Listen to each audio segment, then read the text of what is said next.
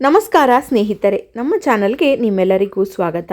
2026ರಲ್ಲಿ ಸಂಭವಿಸುವ ಕೆಲವು ಗ್ರಹಗಳ ಸಂಯೋಗಗಳು ಜ್ಯೋತಿಷ್ಯದಲ್ಲಿ ವಿಶೇಷ ಮಹತ್ವವನ್ನು ಹೊಂದಿದೆ. ಅದರಲ್ಲೂ ಚಂದ್ರ ಮತ್ತು ರಾಹುವಿನ ಸಂಯೋಗವನ್ನು ಗ್ರಹಣ ಎಂದು ಕರೆಯಲಾಗುತ್ತದೆ. ಈ ಸಂಯೋಗದ ಪರಿಣಾಮವಾಗಿ ಕೆಲವು ರಾಶಿಯವರಿಗೆ ಮಾನಸಿಕ ಒತ್ತಡ, ವೃತ್ತಿ ಸಂಬಂಧಿತ ಸಮಸ್ಯೆಗಳು, ಹಣಕಾಸಿನ ವಿಚಾರಗಳಲ್ಲಿ ಗೊಂದಲ ಮತ್ತು ಕುಟುಂಬದ ಜೀವನದಲ್ಲಿ ಸಣ್ಣ ಪುಟ್ಟ ತೊಂದರೆಗಳು ಎದುರಾಗಬಹುದು ಎಂದು ಜ್ಯೋತಿಷ್ಯದಲ್ಲಿ ನಂಬಲಾಗಿದೆ. ವಿಶೇಷವಾಗಿ ಈ 5 ರಾಶಿಯವರು ಈ ಅವಧಿಯಲ್ಲಿ ಹೆಚ್ಚು ಜಾಗರೂಕರಾಗಿರಬೇಕೆಂದು ಹೇಳಲಾಗುತ್ತದೆ. ಹಾಗಾದರೆ ಆ ರಾಶಿಗಳು ಯಾವುವು? ಗ್ರಹಣ ಯೋಗದಿಂದ ಯಾವ ಕ್ಷೇತ್ರದಲ್ಲಿ ಪರಿಣಾಮ ಉಂಟಾಗಬಹುದು? ಯಾವ ವಿಷಯಗಳಲ್ಲಿ ಎಚ್ಚರಿಕೆ ವಹಿಸಬೇಕು? ಮತ್ತು ಈ ಅವಧಿಯಲ್ಲಿ ಮಾಡಬಹುದಾದ ಸರಳ ಧಾರ್ಮಿಕ ಪರಿಹಾರಗಳೇನು? ತಿಳಿದುಕೊಳ್ಳಲು ವಿಡಿಯೋವನ್ನು ಕೊನೆಯವರೆಗೂ ನೋಡಿ. ಗ್ರಹಣ ಯೋಗ ಎಂದರೇನು? ಜ್ಯೋತಿಷ್ಯ ಶಾಸ್ತ್ರದಲ್ಲಿ ರಾಹು ಮತ್ತು ಕೇತುವನ್ನು ಛಾಯಾಗ್ರಹಗಳೆಂದು ಪರಿಗಣಿಸಲಾಗುತ್ತದೆ. ಚಂದ್ರನೊಂದಿಗೆ ರಾಹುವಿನ ಸಂಯೋಗ ಉಂಟಾದಾಗ ಅದನ್ನು ಗ್ರಹಣ ಯೋಗ ಎಂದು ಕರೆಯಲಾಗುತ್ತದೆ. ಇಂತಹ ಸಂಯೋಗಗಳು ವ್ಯಕ್ತಿಯ ಮನಸ್ಸು, ನಿರ್ಧಾರ ತೆಗೆದುಕೊಳ್ಳುವ ಸಾಮರ್ಥ್ಯ, ಕುಟುಂಬ ಸಂಬಂಧಗಳು ಮತ್ತು ವೃತ್ತಿ ಜೀವನದ ಮೇಲೆ ಪರಿಣಾಮ ಬೀರುತ್ತವೆ ಎಂದು ಜ್ಯೋತಿಷ್ಯ ನಂಬಿಕೆ ಇದೆ. ಆದರೆ ಇಲ್ಲಿ ಒಂದು ವಿಷಯವನ್ನು ನೆನಪಿನಲ್ಲಿಡಿ. ಇವು ಜ್ಯೋತಿಷ್ಯ ನಂಬಿಕೆಗಳ ಆಧಾರದ ಮೇಲಿನ ಫಲಗಳು, ವೈಜ್ಞಾನಿಕವಾಗಿ ಖಚಿತವಾಗಿ ನಡೆಯುತ್ತದೆ ಎಂದು ಪರಿಗಣಿಸಬಾರದು. ಇನ್ನು ಯಾವ ರಾಶಿಯವರಿಗೆ ಎಚ್ಚರಿಕೆ ಅಗತ್ಯ ಎಂಬುದನ್ನು ನೋಡೋಣ. ಮೊದಲನೇದಾಗಿ ಕುಂಭರಾಶಿ.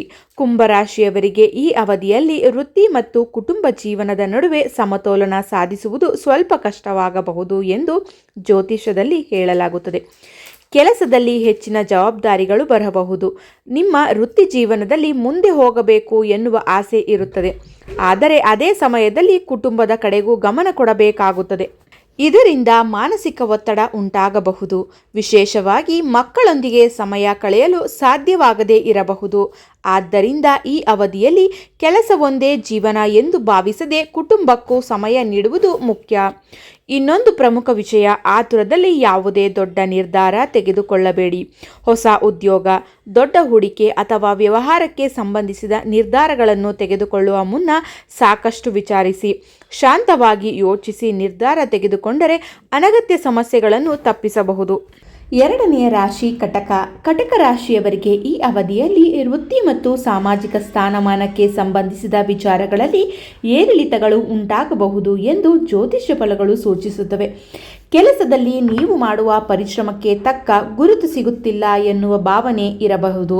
ವ್ಯವಹಾರ ಮಾಡುವವರು ಹೊಸ ವಿಸ್ತರಣೆ ಅಥವಾ ದೊಡ್ಡ ಹೂಡಿಕೆ ಮಾಡುವ ಮೊದಲು ಹೆಚ್ಚು ಜಾಗರೂಕರಾಗಿರಬೇಕು.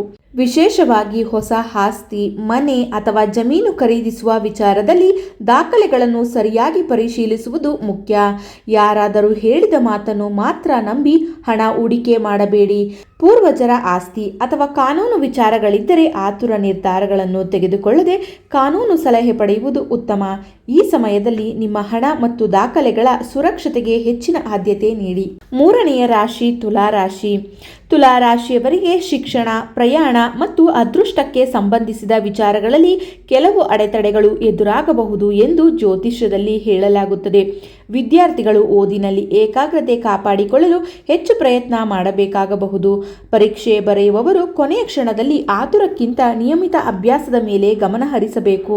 ಸ್ಪರ್ಧಾತ್ಮಕ ಪರೀಕ್ಷೆಗಳಿಗೆ ತಯಾರಿ ನಡೆಸುತ್ತಿರುವವರು ಫಲಿತಾಂಶದ ಬಗ್ಗೆ ಹೆಚ್ಚು ಆತಂಕ ಪಡದೆ ತಮ್ಮ ಪ್ರಯತ್ನವನ್ನು ಮುಂದುವರಿಸಬೇಕು. ವಿದೇಶದಲ್ಲಿ ಉದ್ಯೋಗ ಅಥವಾ ಶಿಕ್ಷಣಕ್ಕಾಗಿ ಪ್ರಯತ್ನಿಸುತ್ತಿರುವವರಿಗೆ ಕೆಲವು ವಿಳಂಬಗಳು ಎದುರಾಗಬಹುದು. ಆದರೆ ವಿಳಂಬ ಎಂದರೆ ಅವಕಾಶ ಇಲ್ಲ ಎಂಬ ಅರ್ಥವಲ್ಲ. ಪ್ರಯತ್ನವನ್ನು ನಿಲ್ಲಿಸಬೇಡಿ. ಈ ಸಮಯದಲ್ಲಿ ಧ್ಯಾನ, ಪ್ರಾರ್ಥನೆ ಮತ್ತು ಮನಸ್ಸನ್ನು ಶಾಂತವಾಗಿಟ್ಟುಕೊಳ್ಳುವ ಅಭ್ಯಾಸ ಸಹಾಯ ಮಾಡಬಹುದು ಎಂದು ಜ್ಯೋತಿಷದ ನಂಬಿಕೆಗಳು ಹೇಳುತ್ತವೆ. ನಾಲ್ಕನೆಯದು ವೃಶ್ಚಿಕ ರಾಶಿ. ವೃಶ್ಚಿಕ ರಾಶಿಯವರಿಗೆ ಈ ಅವಧಿಯಲ್ಲಿ ಕುಟುಂಬ, ಆಸ್ತಿ ಮತ್ತು ಕೆಲಸಕ್ಕೆ ಸಂಬಂಧಿಸಿದ ವಿಚಾರಗಳಲ್ಲಿ ಒತ್ತಡ ಹೆಚ್ಚಾಗಬಹುದು ಎಂದು ಹೇಳಲಾಗುತ್ತದೆ.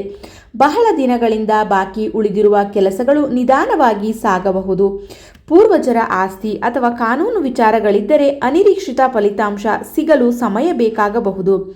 ಕೆಲಸದ ಸ್ಥಳದಲ್ಲಿ ಸಹೋದ್ಯೋಗಿಗಳಿಂದ ನಿರೀಕ್ಷಿಸಿದಷ್ಟು ಸಹಾಯ ಸಿಗದೇ ಇರಬಹುದು.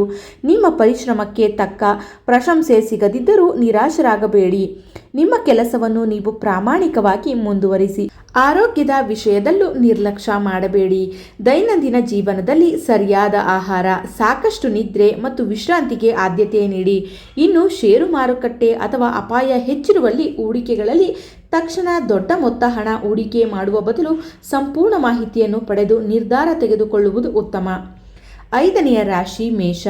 ಮೇಷರಾಶಿಯವರಿಗೆ ವೃತ್ತಿ ಮತ್ತು ಆದಾಯಕ್ಕೆ ಸಂಬಂಧಿಸಿದ ವಿಚಾರಗಳಲ್ಲಿ ಕೆಲವು ಸವಾಲುಗಳು ಎದುರಾಗುವ ಸಾಧ್ಯತೆ ಇದೆ ಎಂದು ಜ್ಯೋತಿಷ್ಯದಲ್ಲಿ ಹೇಳಲಾಗುತ್ತದೆ. ಕೆಲಸದಲ್ಲಿ ನೀವು ಮಾಡುವ ಪರಿಶ್ರಮಕ್ಕೆ ತಕ್ಕ ಗುರುತು ಸಿಗುವುದು ತಡವಾಗಬಹುದು. ಬಡ್ತಿ ಅಥವಾ ಸಂಬಳ ಹೆಚ್ಚದ ನಿರೀಕ್ಷೆಯಲ್ಲಿರುವವರಿಗೆ ಸ್ವಲ್ಪ ವಿಳಂಬವಾಗಬಹುದು. ಮೇಲಧಿಕಾರಿಗಳೊಂದಿಗೆ ಮಾತನಾಡುವಾಗ ಮಾತಿನ ಮೇಲೆ ನಿಯಂತ್ರಣ ಇಟ್ಟುಕೊಳ್ಳಿ. ಸಣ್ಣ ವಿಷಯ ದೊಡ್ಡ ಸಮಸ್ಯೆಯಾಗದಂತೆ ನೋಡಿಕೊಳ್ಳಿ. ಯಾರಾದರೂ ನಿಮ್ಮ ವಿರುದ್ಧ ಮಾತನಾಡುತ್ತಿದ್ದಾರೆ ಎಂದು ಅನುಮಾನ ಬಂದ ತಕ್ಷಣ ಪ್ರತಿಕ್ರಿಯಿಸಬೇಡಿ. ವೃತ್ತಿಯಲ್ಲಿ ಹೊಸ ಅವಕಾಶಗಳು ಸಿಗದಿದ್ದರೂ ಹಳೆಯ ಅವಕಾಶಗಳನ್ನು ಸರಿಯಾಗಿ ಬಳಸಿಕೊಳ್ಳುವುದು ಮುಖ್ಯ. ಹಣಕಾಸಿನ ವಿಚಾರದಲ್ಲಿಯೂ ಜಾಗರೂಕರಾಗಿರಿ. ವಿಶೇಷವಾಗಿ ಹೆಚ್ಚಿನ ಅಪಾಯದ ಹೂಡಿಕೆಗಳಲ್ಲಿ ಆತುರ ಮಾಡಬೇಡಿ. ಸಣ್ಣ ಉಳಿತಾಯವು ಈ ಸಮಯದಲ್ಲಿ ದೊಡ್ಡ ಸಹಾಯಕವಾಗಬಹುದು. ಈ 5 ರಾಶಿಯವರು ಏನು ಮಾಡಬೇಕು? ಸ್ನೇಹಿತರೆ, ಜ್ಯೋತಿಷ್ಯ ನಂಬಿಕೆಯ ಪ್ರಕಾರ ಇಂತಹ ಗ್ರಹ ಸಂಯೋಗದ ಸಮಯದಲ್ಲಿ ಮನಸ್ಸನ್ನು ಶಾಂತವಾಗಿಟ್ಟುಕೊಳ್ಳುವುದು ಅತ್ಯಂತ ಮುಖ್ಯ. ಪ್ರತಿದಿನ ನಿಮ್ಮ ಇಷ್ಟದ ದೇವರನ್ನು ಭಕ್ತಿಯಿಂದ ಪ್ರಾರ್ಥಿಸಿ. ಚಂದ್ರನ ಶಾಂತಿಗಾಗಿ ಸೋಮವಾರ ಶಿವನ ಆರಾಧನೆ ಮಾಡಬಹುದು. ಓಂ ನಮಃ ಶಿವಾಯ ಮಂತ್ರವನ್ನು ಭಕ್ತಿಯಿಂದ ಜಪಿಸಬಹುದು. ರಾಹುವಿನ ಕುರಿತ ನಂಬಿಕೆ ಹೊಂದಿರುವವರು ತಮ್ಮ ಸಂಪ್ರದಾಯದಂತೆ ರಾಹು ಸಂಬಂಧಿಸಿದ ಮಂತ್ರ ಅಥವಾ ಪೂಜೆಯನ್ನು ಮಾಡಬಹುದು.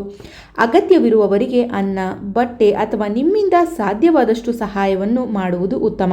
ಅತ್ಯಂತ ಮುಖ್ಯವಾಗಿ ಯಾರಿಗೂ ಕೆಟ್ಟದ್ದನ್ನು ಬಯಸದೆ ಸತ್ಯ ಮತ್ತು ಧರ್ಮದ ಮಾರ್ಗದಲ್ಲಿ ನಡೆಯುವುದು ಉತ್ತಮ ಪರಿಹಾರ ಎಂದು ಪರಿಗಣಿಸಲಾಗುತ್ತದೆ. ಸ್ನೇಹಿತರೆ, ಗ್ರಹಣ ಯೋಗ ಎಂದಾಕ್ಷಣ ಭಯಪಡುವ ಅಗತ್ಯವಿಲ್ಲ. ಜ್ಯೋತಿಷ್ಯದಲ್ಲಿ ಗ್ರಹಗಳ ಸ್ಥಾನವನ್ನು ಆಧರಿಸಿ ಕೆಲವು ಫಲಗಳನ್ನು ಹೇಳಲಾಗುತ್ತದೆ.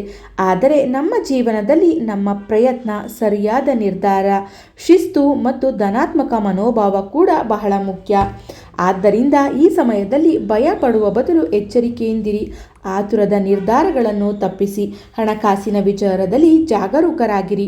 ಕುಟುಂಬಕ್ಕೆ ಸಮಯ ನೀಡಿ. ಆರೋಗ್ಯವನ್ನು ನಿರ್ಲಕ್ಷಿಸಬೇಡಿ ಮತ್ತು ನಿಮ್ಮ ನಂಬಿಕೆಯಂತೆ ದೇವರ ಆರಾಧನೆ ಮಾಡಿ. ಈ 5 ರಾಶಿಗಳಲ್ಲಿ ನಿಮ್ಮ ರಾಶಿ ಇದೆಯೇ? ಕಮೆಂಟ್ನಲ್ಲಿ ನಿಮ್ಮ ರಾಶಿಯ ಹೆಸರನ್ನು ಬರೆಯಿರಿ. ಈ ಮಾಹಿತಿ ನಿಮಗೆ ಇಷ್ಟವಾಗಿದ್ದರೆ ವಿಡಿಯೋಗೆ ಒಂದು ಲೈಕ್ ಮಾಡಿ. ನಿಮ್ಮ ಸ್ನೇಹಿತರು ಮತ್ತು ಕುಟುಂಬದವರೊಂದಿಗೆ ಶೇರ್ ಮಾಡಿ. ಇಂತಹ ಧಾರ್ಮಿಕ ಮತ್ತು ಆಧ್ಯಾತ್ಮಿಕ ಮಾಹಿತಿಗಳಿಗಾಗಿ ನಮ್ಮ ಚಾನಲನ್ನು ಸಬ್ಸ್ಕ್ರೈಬ್ ಮಾಡಿಕೊಳ್ಳಿ. ಮತ್ತೊಂದು ಆಸಕ್ತಿದಾಯಕ ವಿಡಿಯೋದಲ್ಲಿ ಮತ್ತೆ ಸಿಗೋಣ. ಧನ್ಯವಾದಗಳು.